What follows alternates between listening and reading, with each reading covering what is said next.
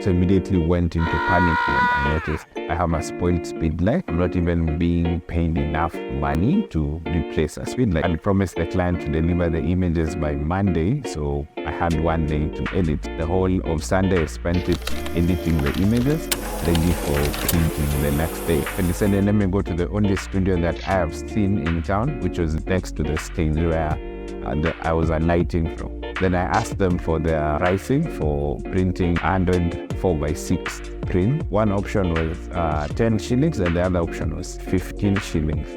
So I took the 10 shilling option. An hour later, I could go back and collect the images. So contacted my client, told the client to meet me up in an hour or so. Went to the studio. So here I am looking at my images, thinking, but these images are so bad. An hour later, the client shows up. So I took the CD with the images, then the 100 printed photos, took them to her, then I awaited my judgment. She was so disappointed. But now I had to figure out then how do I make it up to the client. So the agreement was that I re-edit the images, then print them again. Fortunately enough, before I left town, I bumped into a photographer called Dadam Choraj, who directed me to another studio. And at this moment, I was already running on a deficit. 15 times 100 was an extra cash 1500. An hour later, I went back for my second judgment.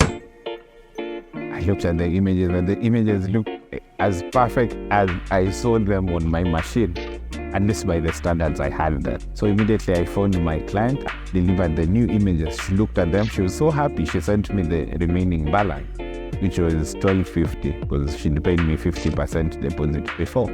Unfortunately, I wasn't even making anything out of this shoot because I was already running on a massive deficit. Until I had a speed light to fix, so I called my friend up, met him up. I was delivering the bad news to him. But then he opened the speed light, he looked at the batteries and then thought, no, this isn't spoiled, you just used the wrong batteries. Thankfully, I did not need to replace the speed light, so at least I had one piece of good news from the whole ordeal.